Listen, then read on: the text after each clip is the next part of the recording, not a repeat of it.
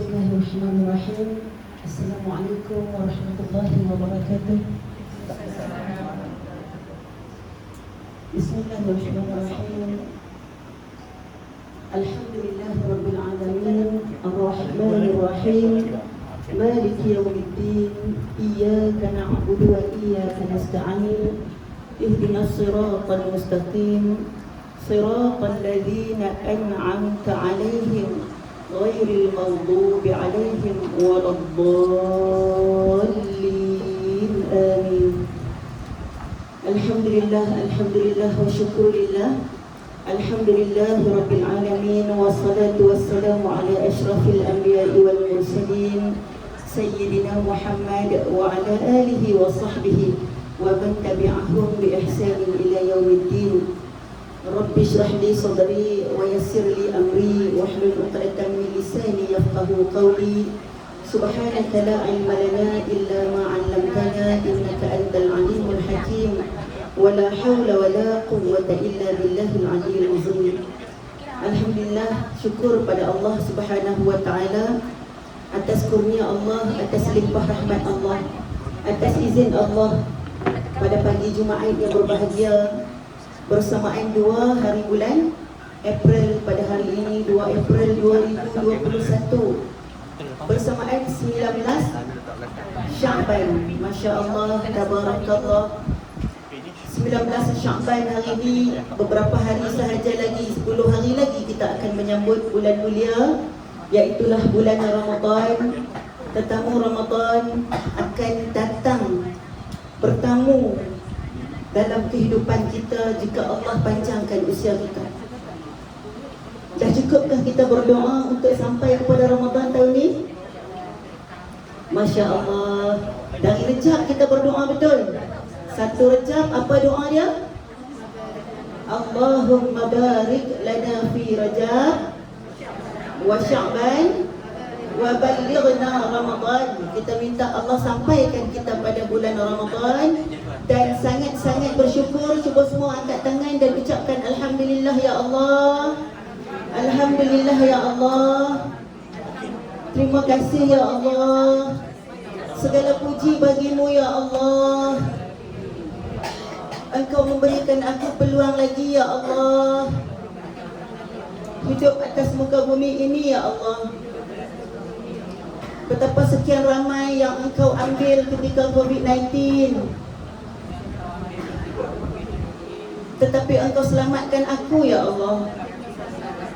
Terima kasih ya Allah. Terima kasih ya Rahman. Terima kasih ya Rahim. Amin amin ya rabbal alamin. Alhamdulillah, bersamaan dengan hari ini, pagi Jumaat yang mulia, waktu duha yang dirahmati Allah, kita berada dalam beberapa situasi makbul doa. Sebelum kita bermula untuk dahsyatnya fitnah Dajjal hari ini, insya-Allah kita sedar diri dulu di manakah kita berada sekarang. Saya mengucapkan selamat berjumpa kembali setelah setahun lebih kita berkurung di rumah. Setahun lebih kita diarahkan untuk tidak keluar jika tidak ada urusan penting. Setahun lebih kita menghadkan perjalanan dan perjumpaan kita. Masya Allah, tabarakallah. Ucap Masya Allah, tabarakallah. Kita tengok orang sebelah, bagi tahu dia Alhamdulillah, syukur pada Allah. Subhanallah. Indah tak jumpa macam ni? Selama setahun kita duduk dengar dalam YouTube saja ataupun kita mengikuti kuliah dalam online. Betul? Rasa puas hati ke tak puas hati? Langsung tak puas hati kan? Duduk tengok dalam tu, ustaz tak nampak kita, kita tak nampak ustaz. Kita nampak ustaz pun, ustaz tak boleh tengok kita. Jadi Masya Allah, hari ni Allah izin untuk kita datang. Saya ucapkan tahniah kepada semua yang main. Pasal apa? Pasal terpilih dan dipilih oleh Allah. Ada orang nak main juga tapi tak ada kenderaan. Ada orang nak main juga tapi tak ada orang nak bawa. Ada kenderaan tak reti bawa kereta. Ada orang nak main juga, tiba-tiba hari ni ada ujian ataupun ada halangan. Masya Allah. Tapi ibu-ibu sekalian, Allah sampaikan dalam dewan yang indah ni, duduk ikut SOP. Masya Allah, tabarakallah. Masuk tadi dah scan? Masa tadi dah tengok suhu masing-masing. Dah bubuh hand sanitizer di tangan. Masya Allah, tabarakallah. Tahniah saya ucapkan untuk semua yang hadir, menghadirkan diri, memilih untuk hadir pada hari Jumaat waktu duha dalam majlis ilmu, yang Allah muliakan, yang Allah pilih, yang dihadiri oleh ribuan jutaan para malaikat, yang memang tugas dia untuk menghadiri majlis ilmu. Dia akan rendahkan sayap-sayap dia supaya apa? Supaya Allah turunkan rahmat dan ketenangan kepada mereka yang berada dalam majlis ilmu dan taman syurga. Okey, sebelum bermula letak tangan di dada. Letak tangan di dada, tangan kanan di dada kiri. Betulkan niat kita dah sepagi-pagi ni dengan tasbih, tahmid, zikir, salawat. Masya Allah. Sekarang kita nak betulkan niat. Dengan niat pagi ini kita adalah seorang penuntut ilmu. Siapa yang duduk dalam kategori penuntut ilmu, sangat banyak kelebihan dia. Antara dia berpagi-pagi ini dengan menuntut ilmu, dapat pahala seolah-olah kita melakukan solat sunat lebih dari 100 rakaat. Banyak tak? Mampu tak nak solat sunat 100 rakaat? Yang kedua, Allah jamin rezekinya bagi orang-orang yang menuntut ilmu. Dapat jaminan rezeki daripada Allah. InsyaAllah, kalaupun tak ada jamuan lepas ni, akan ada rezeki-rezeki yang lain. Masya Allah. Okay, kita nak berniat. Bismillahirrahmanirrahim. Ya Allah, aku datang dan duduk dalam majlis ilmu hari ini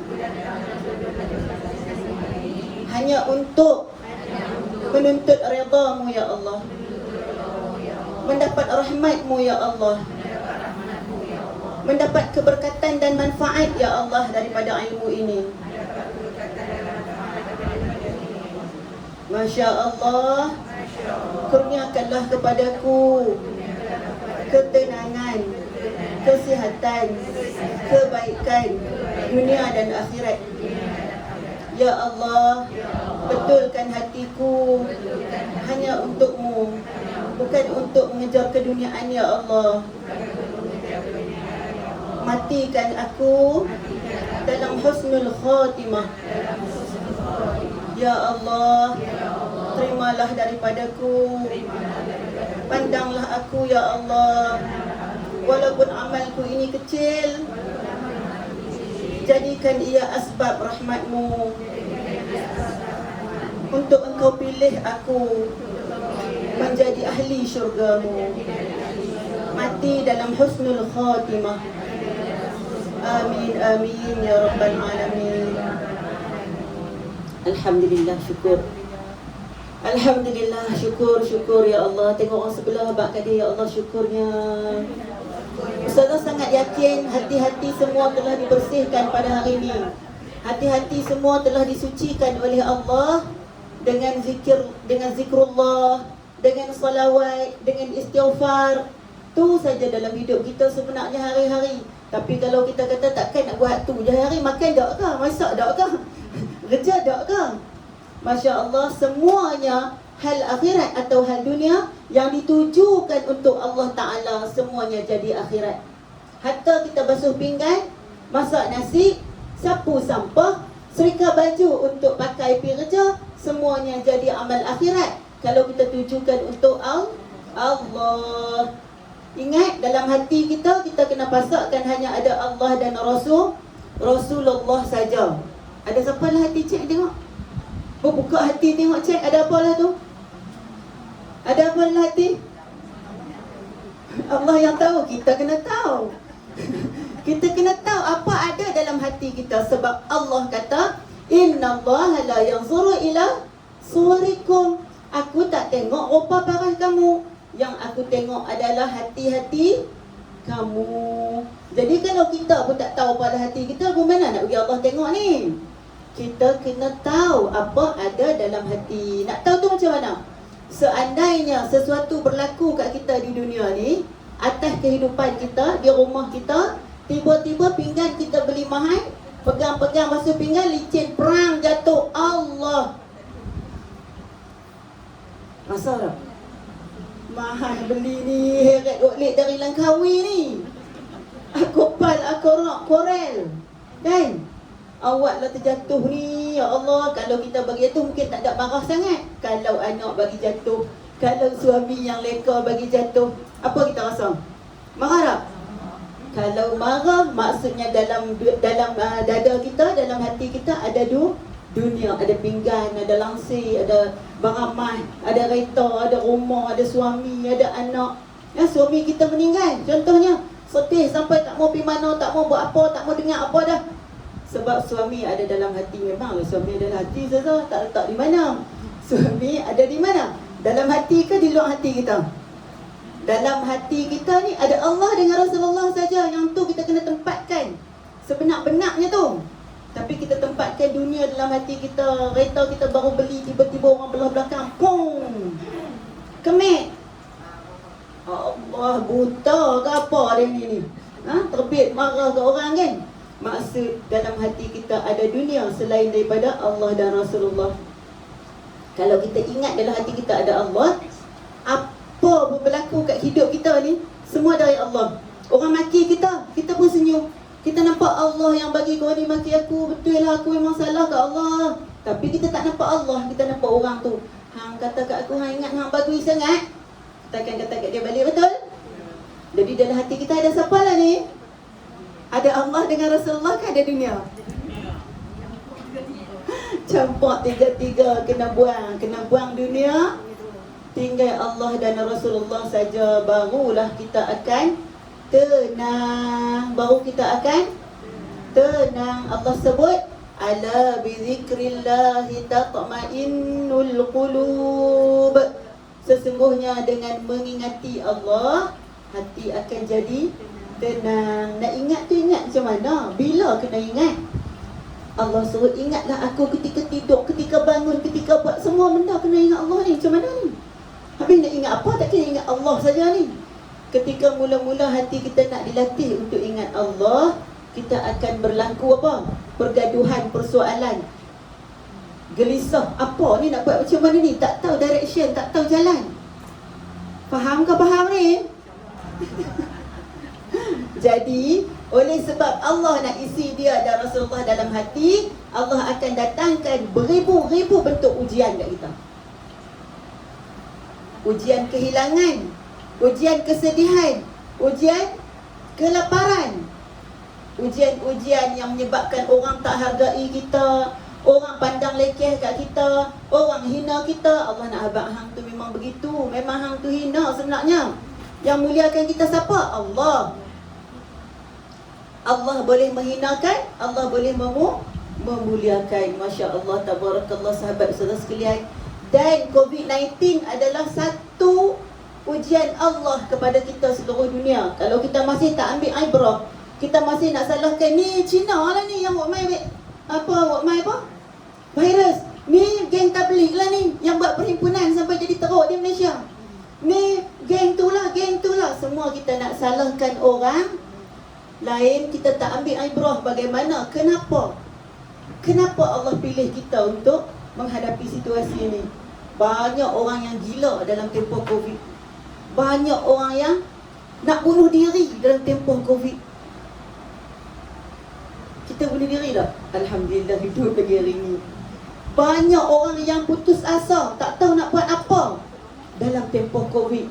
Sebab apa? Mungkin ibu-ibu sekalian ada yang kena buang kerja tak angkat tangan? Dalam masa Covid ni? Ada? Tak ada? Tak kerja apa? Dia nak kena buang kerja.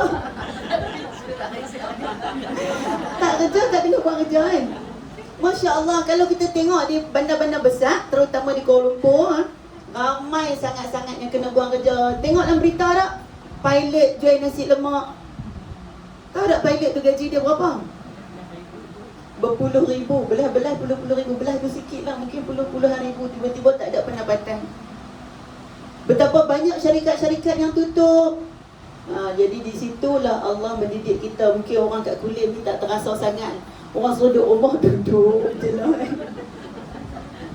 Okey dah, Alhamdulillah boleh duduk rumah. Duduk dengan suami, dengan anak-anak kan.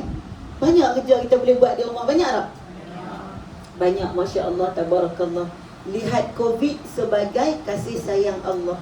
Selama ni kita yang bekerja sibuk, pergi kerja pagi balik petang, pergi kerja pagi balik petang, tak ada nak tengok keadaan anak, tak ada nak tengok suami. Tiba-tiba Allah bagi COVID, suruh rehat, suruh duduk di rumah, lihat keadaan kita. Dia suruh kita kembali balik, relax sat, tenang sat, fikir sat. Kenapa Allah hantar situasi ni kat kita? Okey, kenapa saya cerita COVID? Sebab COVID ni satu benda yang tak pernah terfikir oleh akal kita. Siapa pernah fikir kita akan berlawan dengan keadaan virus yang tak nampak? Nak tengok, kena tengok dengan mikroskop. Nak tengok, tak, siapa nampak COVID? Kau nampak senang, dalam tu ada COVID, jangan pi. Di badan kau tu ada tu kat tudung dia lekat sikit tadi, jangan pi. Okey lah. Masalahnya tak nampak. Di situ ujian Allah terhadap iman. Terhadap apa? Iman. Sebut sekali lagi. Iman. Apa maksud iman? Siapa boleh angkat tangan? Dapat 1,000 pahala. Cepat, sebut tahu iman tu apa? Mana iman lah, cepat. Iman maksud apa ni? Kepercayaan. Percaya. Iman maksud apa? Cuba baca balik rukun iman. Ada berapa? Apa dia tu? Yang pertama, percaya kepada Allah. Kedua, percaya kepada Nabi dan Rasul. Kan malaikat dulu. Percaya kepada Allah, percaya kepada malaikat, percaya kepada Nabi dan Rasul, percaya kepada kitab. 6 tahun ke 60 tahun ni? Percaya kepada hari kiamat, percaya kepada qada dan qadar. Kadang kita lupa sebab tak buat ulang kaji. Allahumma salli ala sayyidina Muhammad. Rukun iman ada 5 ke 6? Rukun Islam ada 5 ke 6? Tok pun tak ingat dah. Cucu tanya, kita pun nak rewind balik. Asas kepada agama ada berapa? Ada 3. Asas agama ada berapa? Asas atau rukun agama ada 3. Rukun agama. Malaikat Jibril datang kepada Rasulullah dalam majlis ilmu ketika Rasulullah bersama para sahabat. Rasulullah ketika itu duduk dalam halaqah. Malaikat Jibril dalam rupa seorang pemuda yang kacak, bersih pakaiannya, sangat tenang orangnya, rupanya Masya Allah, masuk dalam majlis ilmu dan duduk di tepi Rasulullah, berlaga lutut dengan lutut. Malaikat Jibril kata dekat Rasulullah, bertanya pada Rasulullah, apa itu Islam? Apa itu iman? Apa itu ihsan? 3 perkara. Catat 3 perkara ni rukun agama yang diajar oleh Malaikat Jibril kepada Rasulullah sallallahu alaihi wasallam. Yang pertama dia tanya apa itu Islam. Yang kedua apa itu iman. Yang ketiga apa itu ihsan. Yang terkandung dalam Islam adalah 5 perkara. Bunyal Islam ala khamsin. Terbinanya Islam atas 5 perkara. Apa dia?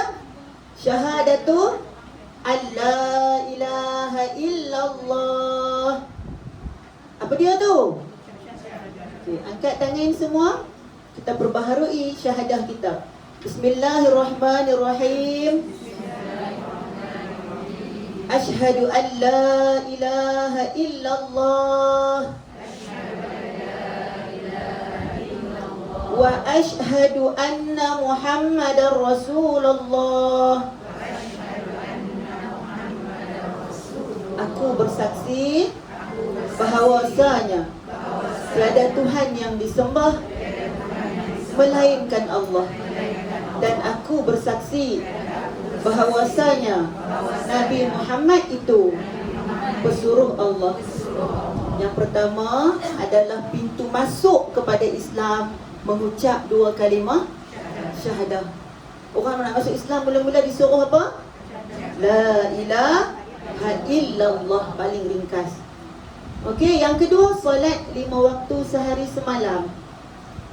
Yang ketiga puasa di bulan Ramadan. Masya Allah, bila sebut puasa di bulan Ramadan tu rasa indah di hati, berbunga di hati. Sebab lagi 10 hari je kita nak masuk dalam Ramadan. Allahu Akbar. Rasa rindu lagi ni. Kalau tak rindu, kena buat-buat rindu. Kau tak rindu, kena paksa diri untuk rindu. Sebab Ramadan datang dengan berjuta-juta kelebihan, yang hanya setahun 30 hari saja. Dan setiap daripada fasa dia, Ramadan ini ada 3 fasa, 10, 20, 30. Fasa yang berbeza-beza. Kalau kita tinggal fasa pertama, nak dapat balik dan fasa kedua, tak ada dah. Dapat fasa kedua, nak dapat fasa ketiga, tak ada dah yang kedua dan pertama. Masa akan terus berlalu. Allahu Akbar. Yang ketiga, pertama syahadah, kedua mengucap, yang kedua solat, yang ketiga berpuasa, yang keempat menunaikan zakat. Zakat fitrah kan ni? Adakah menunaikan zakat ni zakat fitrah? Saya dah keluarkan zakat, Ustazah. Zakat apa? Zakat fitrah. Barang mah di badan merenduh-renduh. Orang Kutiang kata merenduh-renduh. Pakai sampai nak tunduk, nak panggung kepala pun tak boleh. Tak pernah keluarkan zakat. Tak pernah pergi ambil semua barang mah tu, timbang. Dan saya tak kerja apa, saya suri rumah. Saya tak ada keluar zakat. Dan suami bagi barang mah tiap-tiap bulan, tiap-tiap tahun raya beli barang mah baru. Besar-besar ni, besar-besar ni, besar-besar ni. Kan? Dia kena tahu nisab untuk zakat dia. Takat mana, takat uruf kebiasaan dia boleh pakai. Dan kalau lebih daripada tu kena bayar zakat, walaupun dipakai-pakai. Ustazah, saya tak bayar zakat lah. Sebab barang mas saya ni semua saya rotate. Ni pakai bulan ni, simpan yang ni pakai pula bulan ni, simpan yang ni pakai pula bulan ni. Kena bayar lah zakat kalau macam tu. Ada pengiraan dia. Kena pergi ke pejabat zakat, tanya, bawa semua berapa pot barang mas ada tu, pot tak pot. Orang dulu boleh pot. Okey, pergi timbang, suruh pegawai zakat buat pengiraan berapa kena bayar. Jangan kita mati, anak-anak kita lepas tu bahagi-bahagi, lepas tu kita kena soal dalam tanah, kenapa barang mas yang dulu tak bayar zakat. Saya tak tahu, ya Allah, tak tahu. Ada mengaji tak? Ada ustaz, ada keliling, ada. Kena juga. Ingat pasal abang tak tahu, tak kena. Masya Allah, tabarakallah. Okey, yang kelima, menunaikan fardu haji bagi yang berkemampuan. Masya Allah, tahun lepas kita tiada haji untuk rakyat Malaysia. Rasa sedih tak ada haji? Negara aman, tapi tak boleh menunaikan fardu haji. Hanya disebabkan ketakutan kita kepada mati. Covid mati ya? Sebut Covid, takut. Sebab apa? Sebab ramai orang mati pasal Covid. Kita takut mati lebih daripada takut Allah. Bukan maksud saya suruh halang. Oh, kerajaan kata pakai mask, takut apa mati, tak payah pakai lah. Bukan macam tu. Maksud kata hati kita ni takut kepada kematian, lalu kita buat SOP. Itu adalah lebih baik untuk mengelak mudarat. Masya Allah, tabarakallah. Semuanya berlaku kembali kepada kehendak Allah. Mana Allah?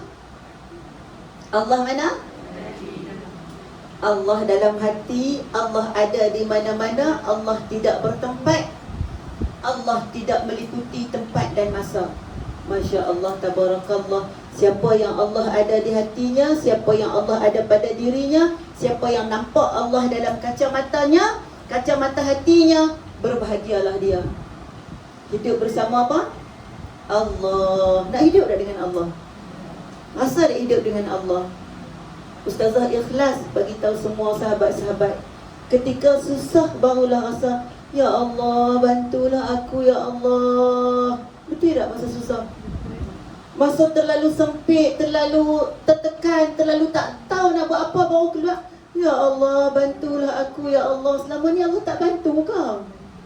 Masa kita senang, kita buat jadi, Allah di mana? Kita rasa kita buat ke Allah buat? Kita rasa kita. Ustazah rasa ustazah lah buat semua benda tu. Tapi tiba-tiba tak jadi. Buat lagi, tak jadi. Buat lagi, menjahanam ni. Rosak habis ni, rugi ni. Baru rasa, ya Allah, bantulah aku. Hak kemarin nak jadi, Allah bantu dah. Tapi kita tak sedap bantuan Allah tersebut, sebab Allah tidak sentiasa bersama kita dalam hati kita. Sedangkan Allah kata, aku lebih dekat darimu dengan urat nadimu, urat nadi kita ni. Allah kata dia lagi dekat pada tu. rasa kebersamaan Allah tersebut. Masya Allah. Tak apa, terima sahaja setiap ujian Allah, supaya ujian-ujian Allah tu akan mengenalkan kita dengan Allah. Apa pun yang mai atas kepala kita, walaupun orang membotek, pernah membotek atas kepala kita? Tapi Rasulullah pernah dia membotek atas kepala dia? Dia marah tak? Kenapa Rasulullah tak marah? Sebab Allah. Sebab apa? Rasulullah pernah diracun tak? Kita pernah kena orang bagi makan racun lagi? Tapi kita marahnya ke orang yang mengata kita tu pun orang lain habak, kata orang lain kata. Hang tahu dia kata ke hang. Kita sampai tak tengok, tak tengok siapa, tak bercakap, marah lebih daripada Rasulullah. Rasulullah ketika wanita Yahudi tersebut masukkan racun dalam makanan dia, hidangan dia yang sedap yang Rasulullah suka, bahagian kambing yang Rasulullah suka, Rasulullah angkat letak di bibir dan racun terkena dah. Bibir dan lidah Rasulullah dah masuk dalam tubuh Rasulullah. Lalu kambing tersebut, daging tersebut, Allah izin berkata-kata, wahai Rasulullah, jangan makan, aku telah diletakkan racun. Rasulullah letak. Tiba-tiba para sahabat yang lain semua carilah punca siapa buah racun ni. Sedangkan Rasulullah pada ketika itu siapa? Ketua Madinah, pembesar Madinah. Kalau kita sebutlah Raja, Perdana Menteri, berani racun Perdana Menteri. Ketika dicari siapa, dapat wanita ni, dibawa kepada Rasulullah. Kata sahabat, izinkan kami bunuh dia, atau engkau nak kami siksa dia dulu ya Rasulullah. Tapi Rasulullah kata apa? Aku telah maafkan dia. Allahu Akbar. Tanpa ada sedikit secalit pun rasa marah. Kalau kita nak tiru Rasulullah, kita ada rasa marah dulu tu tak mengapa. Maksudnya orang main maki kita, kita rasa ya Allah, geramnya kan. Ni duk tangan ni. Ingat aku tak boleh sinting tangan juga habis rabu muka hang. Boleh je kan? Tapi masa tu kita boleh marah sat.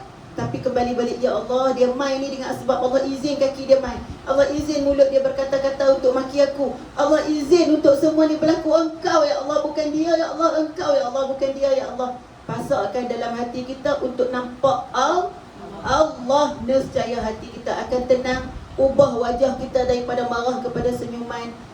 Dengarlah, santunilah apa orang nak maki kita dengan senyuman dia, walaupun bergetar tubuh kita. Tahan marah, itu adalah lebih baik. Boleh? Tambah-tambah pula kalau orang yang maki tu orang yang terdekat dan yang kita sayang. Tambah-tambah orang yang marah kita tu, mungkin anak kita kata, mak ni beza-beza kami, mak ni tak jaga kami, sebab tu kami jadi macam ni. Kan hari ni bukan gaduh orang lain main maki kita, dalam rumah kita je. Jadi kita rasa, hang anak aku kot, aku beranak hang, aku tahulah pasal apa aku beza-beza hampa. Hak ni macam mana, hak ni macam mana. Tapi tak payah jawab, kita serah ke Allah. Ya Allah, bagilah hidayah untuk anakku ini ya Allah. Sesungguhnya dia belum sampai kepada mengetahui hakikat ini ya Allah. Nanti sampai satu hari dia akan faham. Kita nak masuk tajuk Dajjal ni, berat tajuk ni, tahu tak? Tajuk Dajjal ni, fitnah Dajjal ni, Masya Allah. Benda yang bukan cerita tapi berita. Bukan cerita, cerita ni benda lepas dah. Hang tahu tak, itu kan, dulu kan dalam Quran semua qasas cerita. Kenapa dalam Quran tak ada sebut nama Dajjal? Kenapa ada nama Fir'aun? Kenapa ada nama syaitan dan iblis yang telah berlaku di kisah-kisah Nabi yang telah berlaku? Nama Dajjal jumpa dalam Quran. Siapa angkat tangan baca Quran jumpa Ad-Dajjal yakhrujuna ila akhir zaman, ada ni? Tak ada kan? Tapi pasal apa yang Dajjal ni ada? Mana bukti dia? Masya Allah, tabarakallah. Dajjal ni dihinakan sehingga nama dia tidak disebutkan dalam Al-Quran. Walaupun nama Fir'aun ada, sama juga kategori Fir'aun dengan Dajjal. Fir'aun mengaku Tuhan diri dia, tapi nama dia berkali-kali disebut dalam Quran. Sebab dia adalah kisah yang telah dikisahkan, kisah yang telah berlaku suatu masa dulu ketika zaman Nabi Musa alaihi salam. Jadi Allah nukilkan di situ supaya jadi pelajaran. Manakala benda yang belum berlaku, supaya jadi pelajaran. Manakala benda yang belum berlaku, Allah nukilkan juga supaya jadi apa? Jadi berita dan ibrah untuk kita ambil persediaan bagaimana nak hadapi fitnah Dajjal. Allahu Akbar. Tengok orang sebelah, senyum kat dia, abang kat dia, Masya Allah. Di sisi kita semuanya orang beriman dan wali Allah. Allah, semua sahabat ni adalah wali-wali Allah. Bukanlah kami yang bercakap dan menyampaikan pagi ni lebih baik daripada semua yang ada.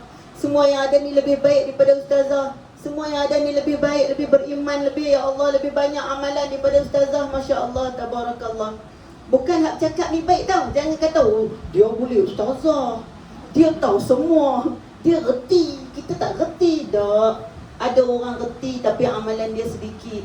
Ada orang dia dapat ilmu, dia terus amalkan. Amalan dia lebih besar, lebih banyak dan lebih konsisten. Jangan anggap Tok Bilal, Tok Siak dan Tok Imam tu, Tok Imam lebih hebat daripada Tok Siak. Mungkin Tok Siak yang masuk syurga lebih awal daripada Tok Imam. Allahu Akbar. Sahabat-sahabat saya sekalian, okey ke ni? Okey ke? Allahu Akbar. Okey, Alhamdulillah. Jadi, kenapa kita nak tahu tentang Dajjal? Kenapa kita nak kenal siapa Dajjal? Kenapa kita nak buat persediaan tentang bagaimana Dajjal main ni? Bagaimana aku nak menghadapi dia kalaulah kita masih hidup? Dan Dajjal tu betul ke, ada ke? Ataupun cerita saja? Sebab kita biasa dengar ni perangai. Wah, kita sebut dah. Ni perangai macam. Kita dah sebut dah. Yang tu ke yang mana? Dajjal ni Dajjal hakiki ke? Majazi ke? Ada ke? Ataupun dinisbahkan saja? Disebabkan macam ni berlaku, macam ni berlaku, ni dah Dajjal dah lah ni. Ataupun ada, memang ada orang yang jadi Dajjal. Ataupun Dajjal tu turun macam raksasa. Agak-agaknya lah macam mana Dajjal tu main. Ada Ultraman yang akan turun selamatkan kita daripada kemusnahan yang Dajjal akan buat. Cerita Ultraman tu sebenarnya diambil daripada kisah tu lah tu. Nak tunjuk kita akan ada pemusnah yang akan memusnahkan kita. Lalu ada hero turun untuk bunuh raksasa tersebut. Mudah cerita dia, nampak tak? Bilakah Dajjal tu akan turun? Okey, sahabat-sahabat, ibu-ibu sekalian, bersedia nak dengar pasal Dajjal ni? Cuba jekir mata sikit 3 kali buat ni. Okey, Dajjal, Masya Allah. Orang kita sebut Dajjal. Kami Dajjal semua. Allahu Akbar. Kita orang Kedah ni kasar. Kalau Ustazah duk tengok Ustazah Asma Harun, tengok Ustazah Nur Hafizah Musa punya ceramah, rasa macam nak jadi macam mereka. Ya ibu-ibu, kan lembut sungguh. Tapi bila mula 2 minit pertama tu boleh lembut. Lepas tu dah jadi pula, dah kasak gedegap. Kasak gedegap, lok-lak cemekak. Subhanallah. Awak jadi lebih tu. Orang Kedah tu lah. Dajjal ni ibu-ibu sekalian, cukup banyak cerita dan buku-buku serta kitab-kitab dinukilkan tentangnya. Sedangkan dia belum lagi wujud ataupun dah wujud. Wallahu a'lam. Ada yang kata dah wujud pun, ada yang kata belum, ada yang kata duk nanti saat nak wujud ataupun nak muncul. Jadi di mana dia duduklah ni? Wallahu a'lam. Semuanya dalam ilmu Allah. Sama-sama kita tunggu. Dan nak tunggu Dajjal datang, ia hendaklah memastikan semua tanda-tanda kiamat kecil telah berlaku. Dajjal ni kemunculan dia dikaitkan dengan tanda hampir berlaku kiamat. Tanda kiamat ada 2. Satu tanda kecil, 2 tanda besar. Tanda kecil berlaku dulu ke besar berlaku dulu? Kecil dulu kan? Tanda kecil ni banyak ke sikit? Sangat banyak. Ada yang kata 70 ke atas, ada yang kata 170 berdasarkan hadis-hadis Rasulullah. Bila Rasulullah sebut sallallahu alaihi wasallam, bila Rasulullah sallallahu alaihi wasallam sebut antara tanda-tanda akhir zaman ataupun hampirnya kiamat yang kita dah berlaku sekarang, dan ulama kebanyakan mengatakan hampir keseluruhan tanda-tanda kecil telah berlaku hampir keseluruhan. Apa dia tu? Masjid dibina indah, tapi tak ada jamaah. Kutip duit berjuta-juta. Masjid dalam kampung pun 3 juta. Tiang banyak pada Jumaat. Allahu Akbar. Lagi, apa dia? Anak-anak menjadikan ibu sebagai hamba. Dulu-dulu zaman ustazah kecil, ustazah dengar cerita mak kata, "Hai, mak mentua orang tu jahat, mak mentua kau ni jahat, kau ni buli menantu." Betul? Lah menantu buli mentua. Mentua ni rela, tak ada menantu nak balik lagi masak, simpan rumah, perelok bilik anak menantu nak balik. Menantu buat, mak mentua buat semua. Menantu balik, tidur keluar bilik pun tak. Makan nasi, basuh-basuh tangan, masuk tidur balik. Mak mentua lah, duk buat kerja tu, bongkok-bongkok. Kalau dulu, mak mentua boleh menantu. Nampak tak? Lah ada lagi tak mak mentua jahat? Macam ibu mertua tu. Tak ada kan? Dulu kau nak menikah takut mak mentua jahat. Dengar cerita-cerita semua mak mentua jahat ni. Macam mana nak nikah ni? Subhanallah. Beralih saja zaman, menjadikan anak-anak, menjadikan ibu sebagai hamba. Orang yang miskin kemarin tiba-tiba hari ni jadi kaya, antara tanda dekatnya kiamat. Pasal apa? Ada tak jadi macam tu di kampung-kampung kita? Ada? Tiba-tiba tak ada rumah, tiba-tiba berumah besar dengan banglonya. Tanah kena tolak, jadi highway. Tak pasal-pasal dapat 1 juta. Tak tahu nak buat apa, 1 juta tidur atas duit ni. Maka dibinalah rumah yang besar. Betul tak? Maksiat berlaku berleluasa. Lelaki lebih banyak, perempuan lebih banyak dari lelaki. Yang perempuan nak jadi lelaki, yang lelaki nak jadi perempuan. Pembunuhan berlaku di mana-mana, sehingga sampai kepada hari kiamat hampir tiba. Kita dibunuh tak tahu sebab apa kena bunuh. Orang yang membunuh tak tahu kenapa dia bunuh orang ni. Orang ni tak tahu pasal apa hampir bunuh aku, tak kenal yang pun. Allahu Akbar. Zina berleluasa, Masya Allah, Tabarakallah. Kebanyakannya dah berlaku. Cuma tanda-tanda besar yang katanya ada 7 tanda, dan kata setengah ulama ada 10 tanda besar. Salah satunya adalah munculnya Dajjal. Muncul Dajjal ni telah pun dirancang dan diatur kedatangan dia. Dahsyat tak? Siapa yang mengatur? Dah tahu ke siapa Dajjal tu? Astaghfirullahalazim. Istighfar semua. Subhanallah. Katanya Dajjal ini juga daripada kalangan manusia. Kita baca sikit apa yang Ustazah dah petik daripada kata Rasulullah. Bismillahirrahmanirrahim. Daripada Imran bin Hashim radhiyallahu anhu, aku mendengar Rasulullah bersabda, tidak pernah wujud di sepanjang penciptaan Adam alaihissalam sehinggalah terjadinya kiamat makhluk yang lebih besar fitnahnya daripada Dajjal laknatullah. Maksud kata Dajjal ni dia bukan main saja-saja seorang-seorang dia datang bersama fitnahnya. Jadi apa kita kena buat? Apa kita kena buat? Boleh halang tak kemunculan Dajjal? Dulu masa ustazah kecil, mak kata jangan sebut. Sekali-sekali sebut dia akan naik seinci. Sebut naik seinci, konon-konon lah. Kita pun takut nak sebut, sekali naik cepat.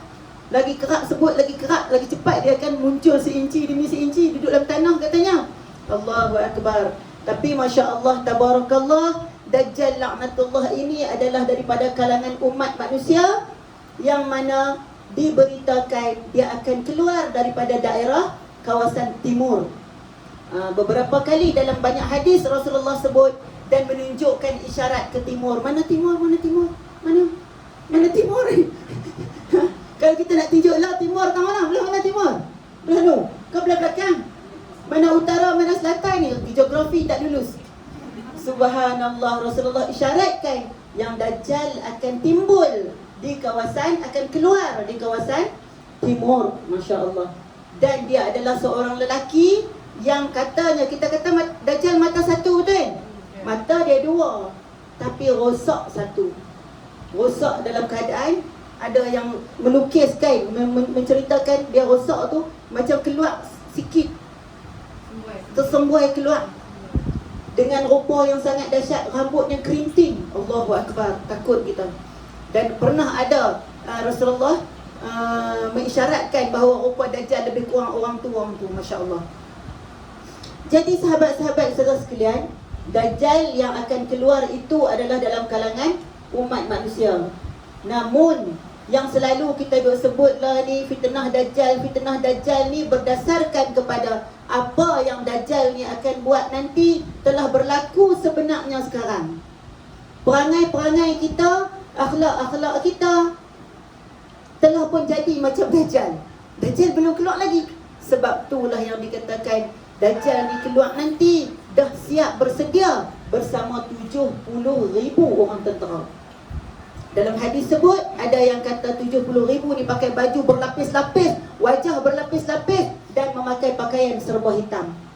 Boleh kita nak kata tafsiran tu merupakan mereka pakai baju yang bersenjata ataupun baju uniform, baju yang sama, yang seolah-olahnya bersedia untuk menawan seluruh dunia.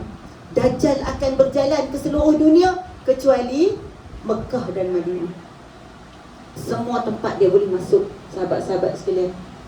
Subhanallah, tabarakallah, Masya Allah, tabarakallah. Yang kita nak tengok di sini dia sebut Dajjal laknatullah memiliki beberapa kelebihan yang sangat dahsyat dan hebat, melebihi daripada kedahsyatan Fir'aun ataupun Raja Namrud.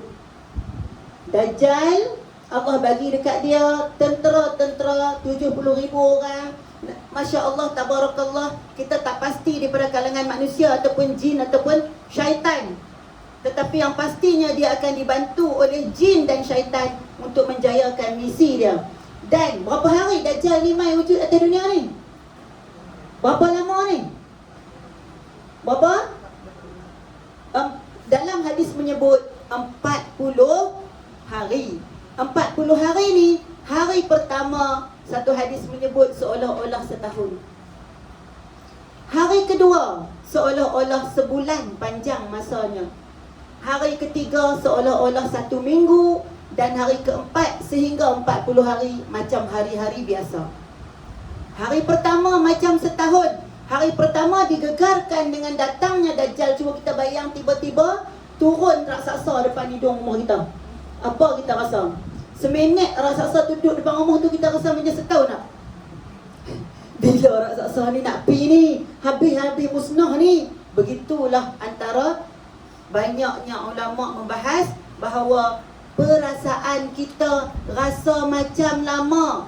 Tetapi ada juga ulama kata seolah-olah bila Dajjal ni turun, dia akan pegang matahari dan matahari tak bergerak. Maksud masa tak bergerak, panjangkan masa. Sahabat tanya, ya Rasulullah, kalaulah Dajjal tu turun sehari sampai setahun, kami nak sembahyang macam mana? Kami nak buat apa ni? Takkan nak lebih kelih Dajjal nak ngangor tengok dia setahun ni. Dia turun buat pertunjukan ke apa? Turun main buat syarkas ke kat kita? Subhanallah, Dajjal turun dengan fitnah yang sangat dahsyat. Kerana turunnya itu setelah 3 tahun kita kemarau. 3 tahun dunia dilanda kemarau yang kata dalam sebuah hadis, kemarau yang pertama, tahun yang pertama Allah memerintahkan langit untuk turunkan hujan hanya 1/3 daripada jumlah dia. 1/3. Tengok orang sebelah, 1/3 tu banyak mana orang tanya dia. Kalaulah katakan sekarang hujan turun ni sepanjang tahun, tinggal 1/3. Faham ke faham ni? Dan bumi pula diperintahkan oleh Allah untuk keluarkan subuk dia tu 1/3 sahaja daripada tanaman, daripada air sungai, daripada air laut. Masya Allah, tabarakallah. Dan begitulah kita akan menghadapi kebuluran dan kesusahan dalam hidup. Kering kontang dunia ni.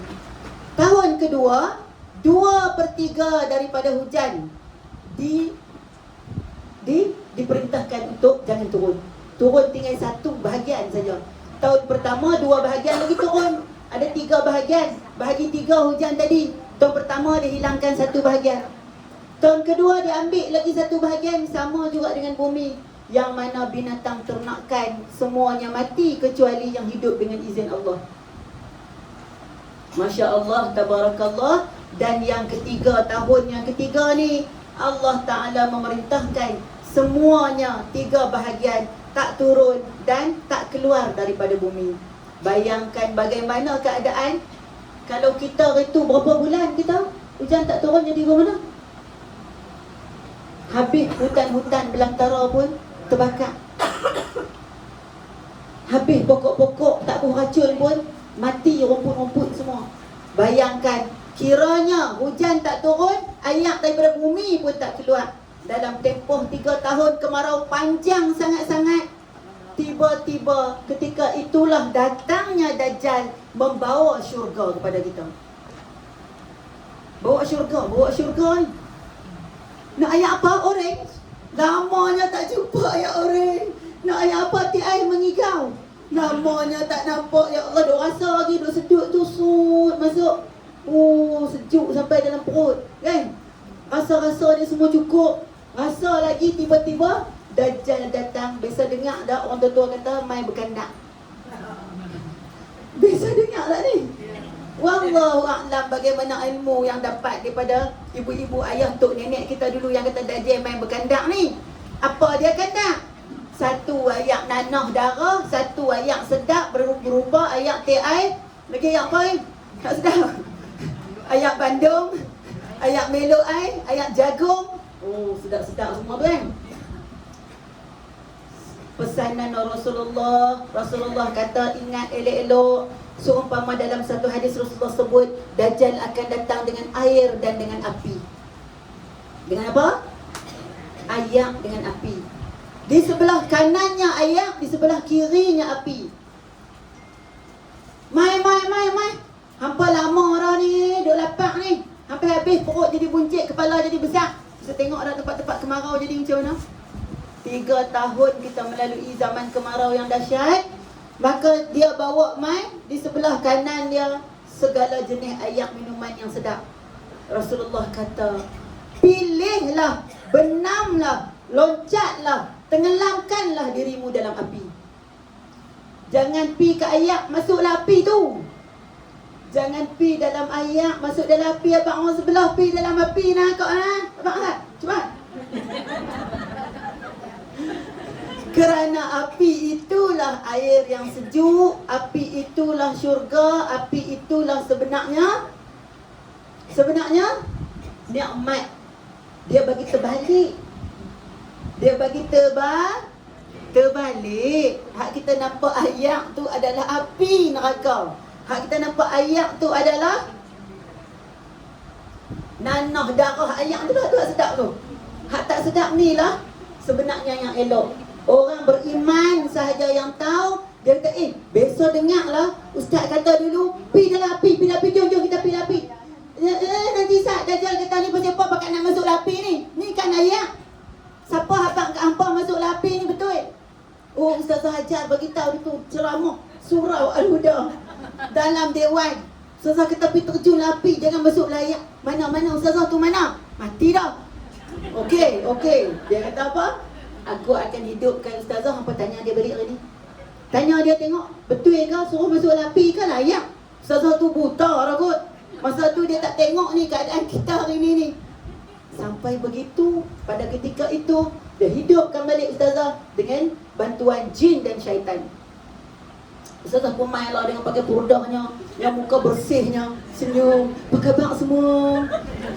Sihat? Oh Ustazah dulu bagi tahu kami kan, kata kena masuk dalam api, jangan masuk dalam ayak ni. Tak, Ustazah silap. Sebenarnya terjunlah dalam ayak. Ambillah ayak tu. Yang tu yang betul. Yang ni yang salah.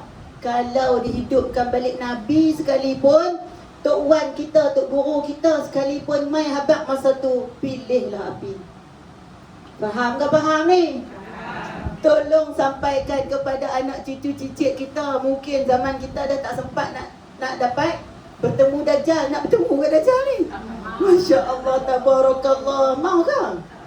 Kalau diberi pilihan, na'udzubillah. Hari ni baca surah Kahfi lagi ni.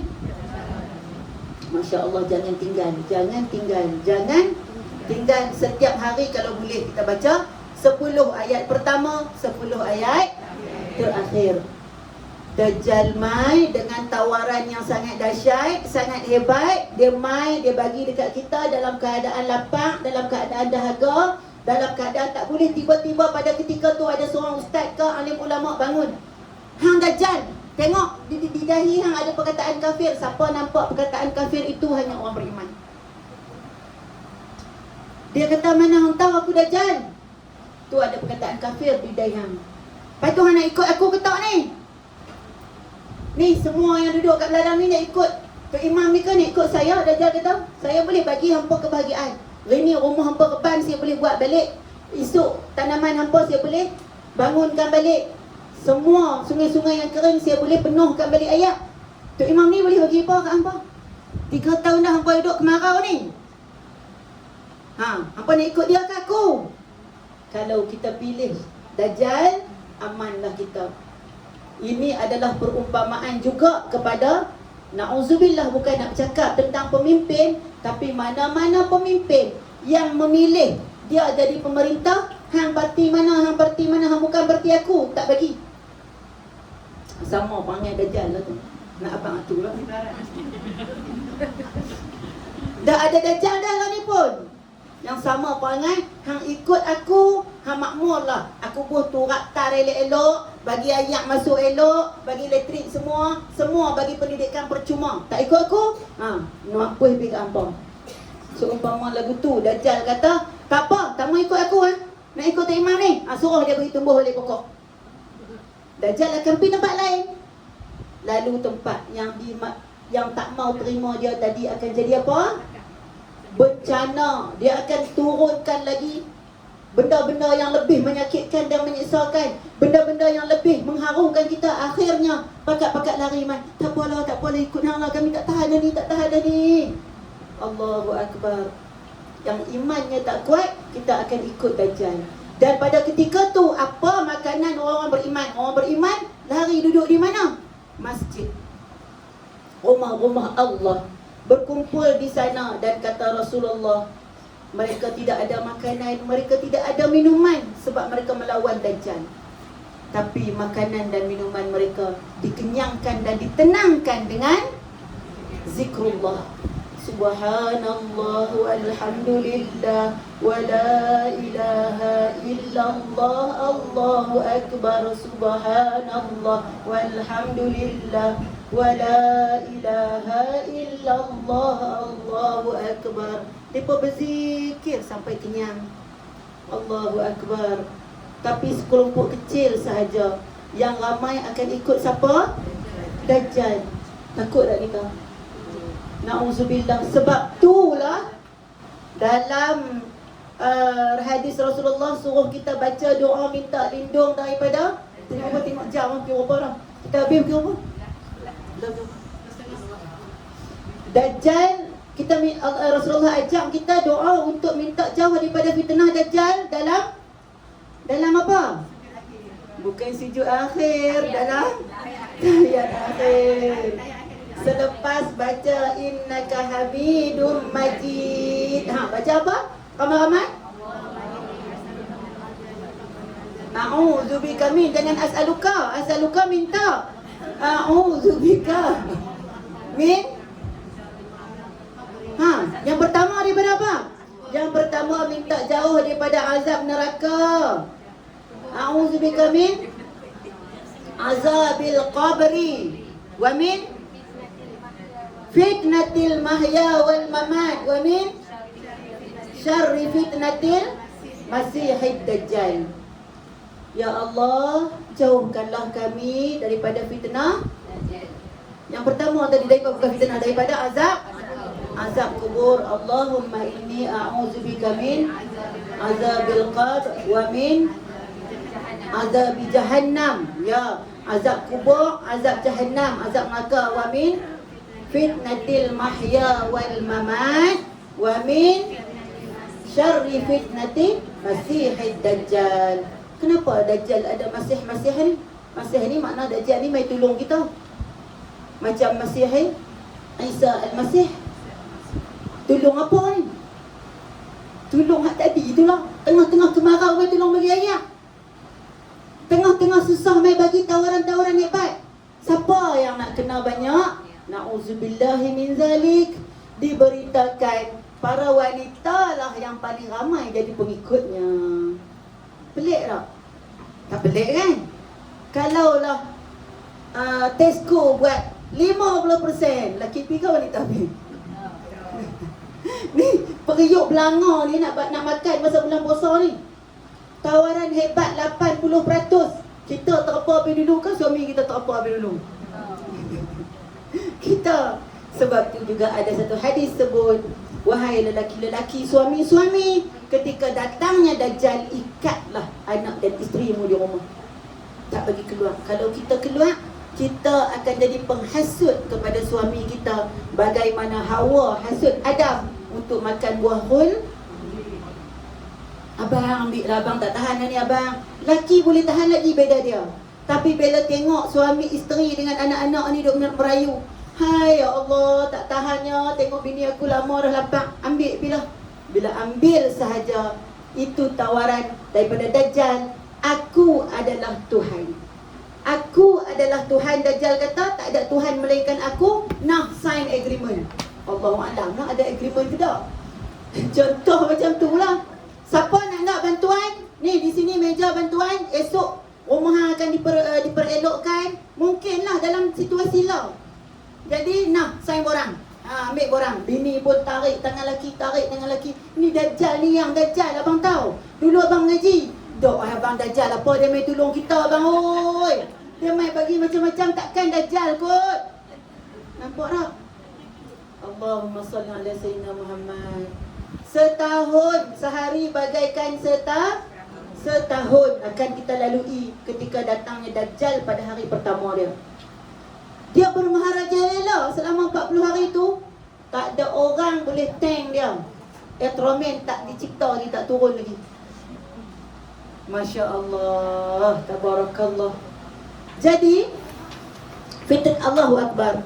Ingat doa tadi, tolong amalkan dan tolong baca setiap kali waktu solat. Kalau lupa, yang lain baca lain boleh? Boleh suruh tu? Tak boleh. Tak boleh? Ada seorang Ustaz tak ingat nama ya, yang memang mewajibkan bacaan tersebut. Kalau lupa baca, dia akan solat semula dan baca semula. Anak-anak lupa baca, disuruh solat semula dan baca semula, kerana sangat takut dengan fitnah Dajjal. Allahu Akbar. Jadi Dajjal ni akan main, baca photostat banyak nak baca ni. Masa setengah jam ni tak ada. Okey. Masya Allah, tabarakallah. Bantuan di saat kemarau tadi kita dah sebutkan bagaimana Dajjal ini akan main dalam situasi kita sangat dahsyat tersebut. Dalam sebuah hadis yang panjang daripada Abu Umamah Al-Bahili radhiyallahu an berkata, Rasulullah berucap di hadapan kami, kebanyakan ucapannya menyebut mengenai Dajjal dan meminta kami berjaga-jaga. Rasulullah kata, banyak sebut Dajjal dan suruh berjaga-jaga. Kerana apa? Rasulullah habaq kat sahabat, dah berlaku ke belum Dajjal datang? Dah berlaku ke belum? Kita sekarang salah sebut, tok guru banyak yang menyebut dah berlaku belum? Sebagai persediaan. Kalaupun nanti tok guru ni dah tak ada, kita kena wasiat kat anak kita, wasiat dekat cucu kita, wasiat dekat cicit kita tentang adanya Dajjal. Allahu Akbar. Apa Rasulullah sebut? Di antara yang disebut, di antara fitnahnya ialah apabila Dajjal menyuruh langit supaya menurunkan hujan. Tadi kita ketahui dalam keadaan Dajjal turun tadi, kita baru kemarau yang panjang, betul? 3 tahun. Tiba-tiba Dajjal kata, okey, hujan turun sekarang. Petik. Hujan turun. Allah, semua orang bagaikan berpesta. Tak boleh elak. Semua orang seronok dengan turunnya hujan. Dan yang menurunkan hujan tu siapa? Dajjal. Kita tak nampak Allah dah, tak nampak dah. Mata kita telah dibutakan pada ketika tu. Kemudian, maka turunlah hujan apabila dia menyuruh tanah supaya menumbuhkan hasilnya. Maka tumbuhlah tumbuhan. Ni semua kering kan? Sekarang tumbuh. Dan tumbuh tersebut, dia luar biasa. Bukan hari ni tanam 5 tahun lagi boleh makan. Okey, musangking tumbuh. Brrr, pokok nak. Tengok agama kartun yang bubuh-bubuh benih kacang. Pokok kacang tu naik ni semalam kan? Sampai langit. Betul tak? Kita rasa benda tu tahyul ataupun benda tu dongengan. Tetapi sebenarnya Allah Ta'ala ni boleh buat lebih daripada tu. Dan Allah Ta'ala berkuasa atas setiap sesuatu walaupun benda tu tak masuk akal dan tak logik atau mencari adat. Bagaimana Rasulullah memberikan Allah memberikan kekuasaan kepada Ashabul Kahfi dalam surah Kahfi. Tidur mereka 300 tahun lebih, 309 tahun. Logik tak? Logik tak ni? 300 tahun tidur, bangun masih lagi elok. Belum jadi tulang rangka, boleh pergi beli makanan pula. Jadi bila Dajjal kata tumbuh, nak makan apa puan? Puan tadi kan nak sign borang kan? Nak makan apa musangking? Okey, tumbuh sekarang, belepuk. Buah musangking jatuh. Terbuka dah, mekak dah, mekai dia panggil. Allah, tengok-tengok isi duk tidur mangkuk elok, tak makan ke? Agak-agaknya lah. Tak keterpa semua orang pergi makan.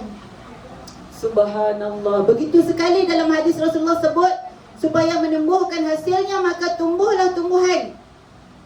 Di antara fitnahnya juga ialah apabila dia mengunjungi manusia yang hidup dan manusia tersebut mendustakannya. Yang saya kata tadi, yang saya cerita tadi bukan cerita dongeng. Dia mai kat manusia hidup, manusia kata, "Dak, hang Dajjal ni, hang bukan Tuhan." Dia kata apa?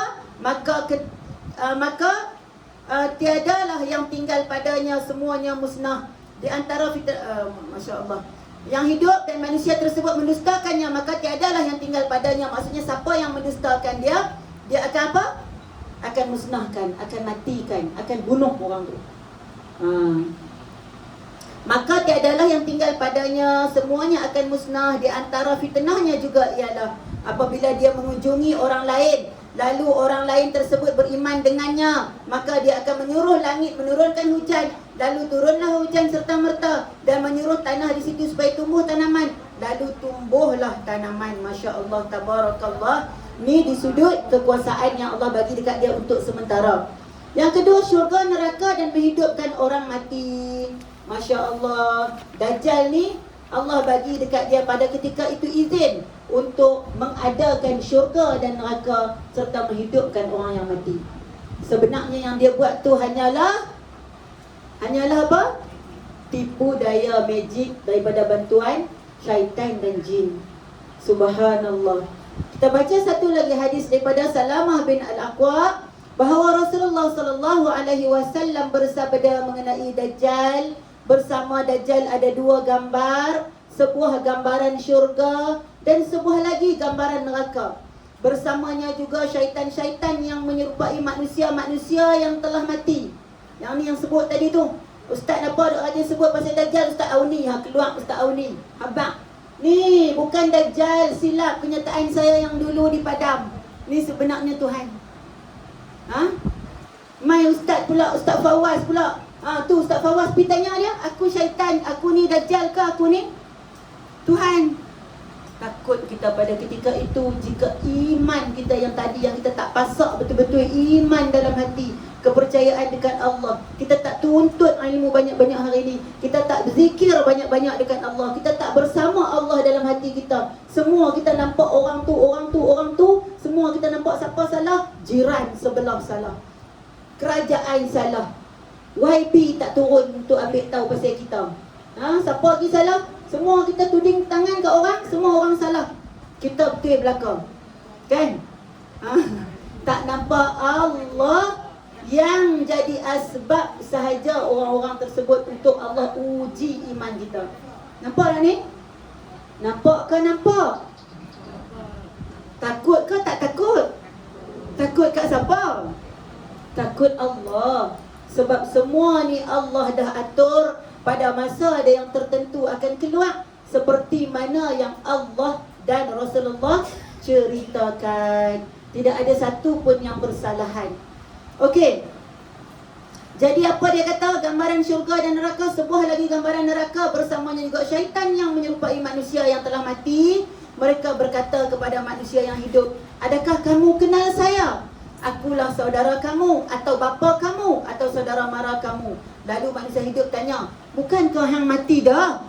Kita tanya, orang yang hidup masa tu tanya, Ustazah kan mati dah ke? Bukankah kamu telah mati? Lalu dia menjawab, inilah Dajjal, Tuhan kami, ikutlah dia. Tuhan akan memperkenankan apa yang dia kehendaki. Dia turun ketika kita susah, seumpama dia penyelamat dan dia Tuhan. Maka kita akan terberdaya dengannya. Begitu jugalah perumpamaan orang-orang sekarang yang mengambil kesempatan atas kesusahan, kesempitan orang lain. Mehebak kau ada apa baru pencen dapat berapa ribu? 300. Kalau kau nak hidup lama, ni 300,000 masuk skim ni kau. Tiap-tiap bulan goyang kaki 30,000 kau. Rasa-rasanya teliuk tak 30,000. 10 bulan kira 30,000 sebulan. 10 bulan dapat balik dah modal 300,000. Lepas tu untung. Yalah 10 bulan kan lama mana kan. Kita COVID pun kat 2 tahun dah. Lama dah. Tak rasa pun. Betul ke tak rasa? Jadi bila syaitan ni main, Dajjal ni main, bagi tawaran yang macam tu, agak-agak kita nak grab tak? Grab food. Kita nak grab tak? Mestilah nak grab. Allah, sahabat-sahabat sekalian. Jadi kita kena minta selalu dijauhkan daripada kejahatan fitnah Dajjal. Hari ni ada Dajjal tak? Itu Dajjal dia lah tu, ejen-ejen dia. Yang main memberikan harapan yang indah-indah kat kita. Gadai tanah, jual rumah, pasal nak dapat sebulan 30,000 ni. Akhirnya semuanya hampa, apa pun tak dapat sebab kita tamak. Okey. Bukankah kamu telah mati? Lalu dia menjawab, inilah Dajjal, Tuhan kami, ikutlah dia. Tok Wan kita pula dah mangkit main abang ni lah Dajjal. Tapi abang nama dia Dajjal, syok tu. Bukan nama dia Allah, nama dia memang Dajjal, tapi dia Tuhan. Masya Allah, tabarakallah. Kita yang telah dibutakan mata hati, kita rasa itulah Tuhan. Kita rasa dialah yang menjadi penyelamat. Kita rasa dialah yang berkuasa. Sebab hari ni jangan sembang Dajjal turun. Menteri mai pun kita dah bersiap segak-segak nak minta macam-macam kat menteri ni. Nak minta apa? Senarai dah. Titi nak kena bubuh, tar nak kena bubuh bergelok, sekolah nak kena buat bergelok. Nak minta. Menteri kata, pangkah aku nak. Okey. Pangkah. Baru menteri. Sebab janji nak bagi. Tak apa, makcik duduk seorang, elang sebulan 500 cukup. Makcik pangkah saya lah. Kalau Dajjal turun dengan tawaran yang kita tengah lapar, tengah teruk, Masya Allah, macam mana nak elak? Hanya dengan iman. Sebab tu suruh tanya tadi awal-awal tadi, dalam hati ada apa ni? Allah ke Rasulullah? Kalau ada rumah besar, tengok rumah kau tu besar jeling. Ui, buah tai semua pula dah. Rumah aku tak ada tai ni. Terkesan hanya kerana rumah orang lebih baik daripada rumah kita. Maksudnya dalam hati kita ada dunia. Dan kita lah salah seorang pengikut dia nanti. Nampak tak tu? Terletak rumah kawan sebelah abang kita dah. Gugah dah. Anak dia balik kereta besar beranak kita. Kita dah mula muka tak elok dah. Hang ni mak suruh mengaji, rajin-rajin dulu tak mau mengaji. Yang tengok orang sebelah tu. Anak dia balik kereta hebat daripada kita. Hang boleh beli dekat kereta cabuk tu kan. Sampai tengah jalan keng mampu nak sorong pula. Marah pasal tak dapat dunia. Maksudnya dunia dalam hati kita, bukan Allah dan Rasulullah. Macam mana nak lawan Dajjal ni? Bersedia lagi? Lalu Dajjal pun menang, dapat banyak pengikut.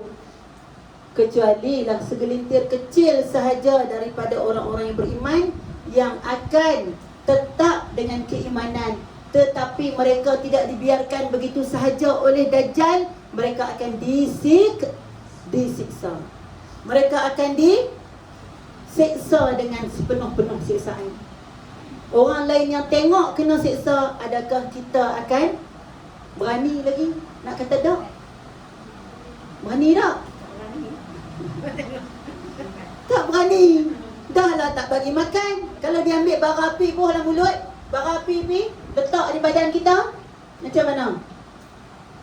Kalau anak kita yang beriman tu pun takut-takut. Sebab tu lah Nabi sebut, ikatlah isteri-isterimu di rumah, anak-anakmu di rumah. Kalau kita keluar dan kita tak mampu nak tengok, tiba-tiba suami kita, anak lelaki kita tak mau ikut Dajjal. Dajjal ambil batu, hempak atas kepala dia. Dajjal ambil lembing, tikam dia. Kita akan kata, cik, mengakulah kata dia Tuhan, cik.